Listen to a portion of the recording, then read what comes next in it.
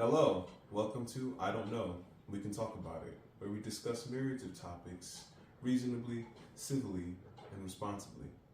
We're going to jump into our first two topics immediately. The first topic concerns having colorful sounds playing in the background while students are learning, or perhaps working in learning environments. I'm familiar with concepts of classical music playing in the background, music being a way for individuals to improve brain functioning when working with music on in the background.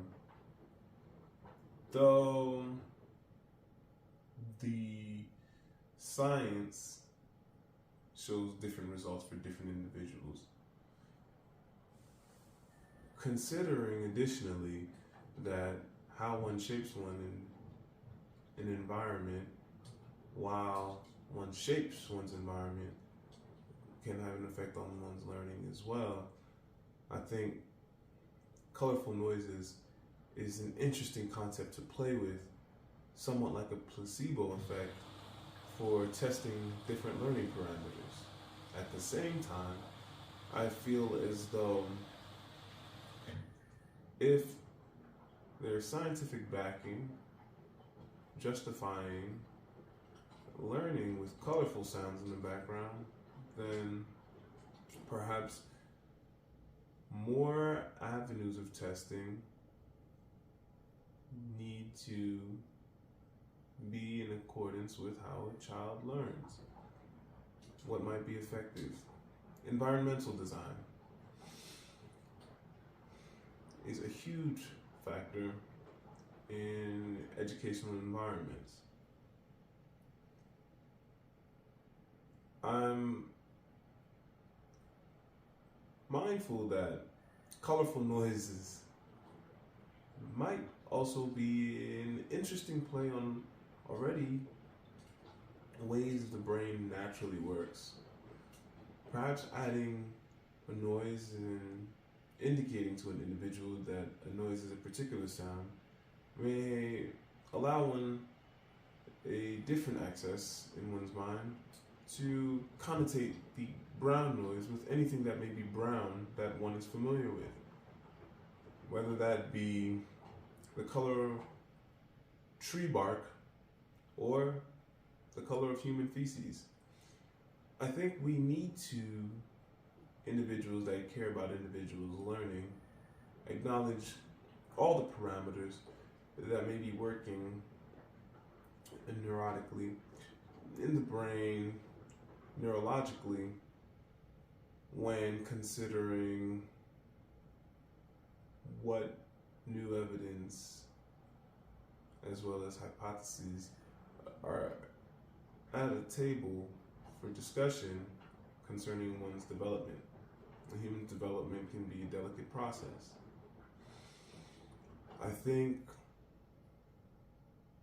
perhaps in environments where nature may not be as prevalent, certain sounds with the identification aspect as an attachment, telling an individual that one is listening to pink noise might assist one in rebalancing what one is being cognizant of, how one feels even. And though frequencies seem to be at play, I think we're individuals that care at a point of always being mindful of ways that may contribute to one's learning. If sound is one aspect of environmental design that anyone is looking toward to make an adjustment to, then I think adhering to research which is readily available can be helpful before, or at least in addition to, venturing with research concerning colorful noise. The next topic concerns, well, prejudice, discrimination. And I think when discussing certain phobias, especially phobias of race, ethnicities, I think the state of where one currently is most important to be mindful of. I understand anyone may have a particular ideology. Anyone may have any particular belief. Considering the differences humans naturally have, all must consider the environments of which any abide. In education, the idea, one of the ideas, is to grow. The growth parameters are to ensure that individuals do become more mindful, do become more civil, are able to not only function as whole human beings capable of working and thriving in environments outside of education, especially after earning degrees, credentials, succeeding through education, whether that be formal or informal as well. The idea is that an individual may be a fully functionally aware adult in society at large. If in education discrimination is still present, if in education prejudice is still present, there always needs to be mindful balances in place, ensuring that environments are safe for individuals that are attempting to learn. I don't want to assume, though I don't want to think that in an educational environment, beliefs are beyond discussion. In an educational environment, being able to have civil discussions so as to go home and eat a dinner, at least work for a dinner, to eat a lunch even, or at least work for a lunch, to eat breakfast, or at least work for a breakfast. These opportunities, these chances to succeed beyond one's immediate formal education, which may include informal pathways, is all a part of being a fully functional, aware human being. Good communication is really at the height of all civilizations that succeed, and the balancing that needs to be happening in education needs to be around ensuring individuals are able to have civil discussions, are able to discern between different forms of information, to be not only more cognizant, mindful individuals, though to be individuals that may contribute well to developing society at large in ways that may prove valuable for all good, objectively good, human thriving, human succeeding. And of course, the parameters of environmental design in relation to education are very important, and of course, a part of environmental design includes the individuals that are working within the environment.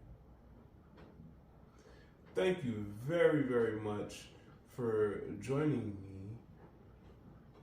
Of course, I want to remind you that I Don't Know, We Can Talk About It works in tandem with piatures, the form of piatures. If you're trying to figure out how to get there, please take a moment to learn how. We'll be right back. Welcome to I Don't Know, We Can Talk About It intermission point for www.piatures.com. Welcome to Piatures, where expression, the choice to express in the public sphere, is to bear in the wild your choice responsibilities, where beyond anyone and anywhere else, you will encounter yourself. Aside from Piatures, music, books I've read, publications, merchandise, and of course the About page, the form of Piatures works in tandem with I Don't Know, We Can Talk About It.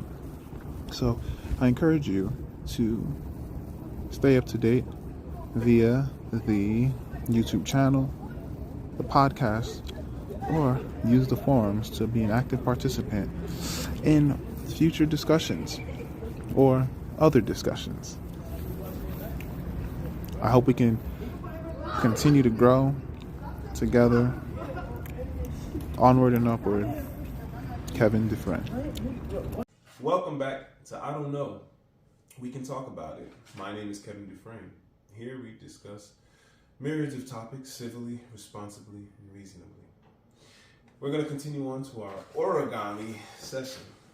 Now, growing up, being quite unfamiliar with origami, I remember encountering the fortune teller. The fortune teller being quite popular in my learning experience in elementary school. I want to come back to it again. So let's address first making a square from a rectangle. Just take one corner to one edge and then fold up and down, and voila. Tearing across the bottom flat, one will have a square, and one will be one fold closer to the fortune teller, or the cootie catcher. I don't know why the cootie catcher is the name, though I like it. So after the first fold, we can just add another fold here, and when we're here now, we're going to do folds inside. So we're going to just fold each corner inside.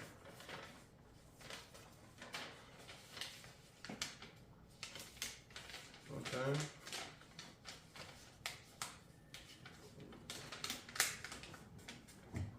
Next, after the four corner fold, we're going to turn the entire piece around. Now this is not a perfect square, though we're gonna work with it. We turn it this way, and then we're gonna turn the four corners in again. Okay.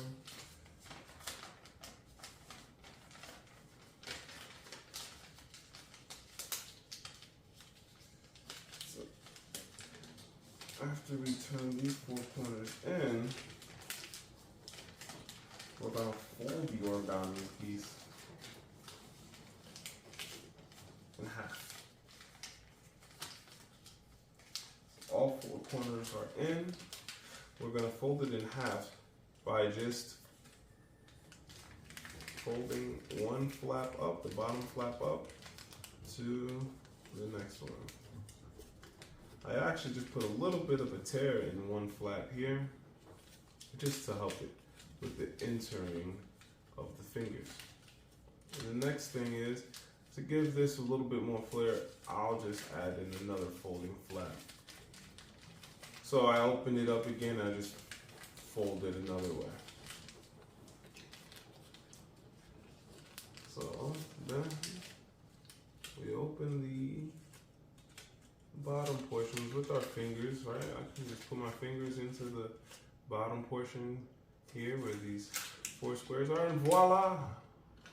What? The cootie catcher, the fortune teller.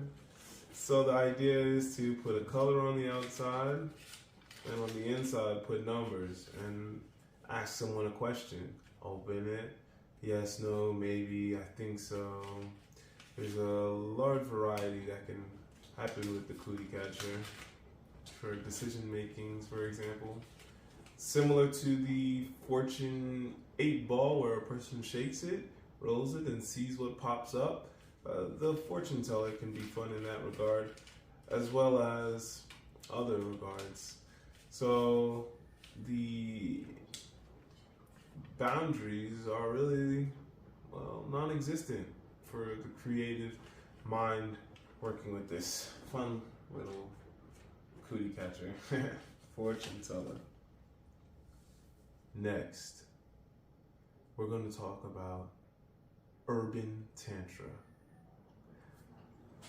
I really enjoy the text. I think Tantra with sexual parameters, with a focus, is really effective. Additionally, urban Tantra expands to more modern understanding. Many techniques from tantric sex, of which Diana Richardson talks about, are very relevant, lifelong. Additionally, urban Tantra brings an expanding perspective of how individuals may approach tantric sex, sex in general, and I think the awareness heightening is very effective in leveling, especially for individuals that may have many years together in a relationship and might be looking for ways to expand their relationships sexually, particularly. And the author discusses workshops so as to ensure that individuals are aware safe environments exist for individuals that may want to expand upon their sexual interests. And I like the heightening of that understanding because I do think being cognizant, aware of the sexual realm may be helpful for one or a couple or so to navigate the expanding as well as already present sexual realm reasonably and mindfully in safe ways.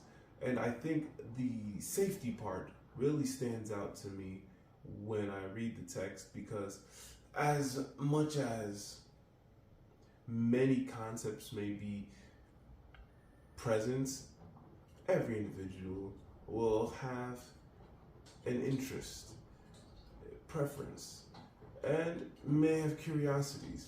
And there are ways to go about engaging within these sexual parameters, which I think the author really encourages, especially for individuals that have many years in a relationship, as well as newcomers, though really the text seems ready for individuals that are trying to just explore differently, safely, mindfully. I like the text. I think one may learn much from the text. And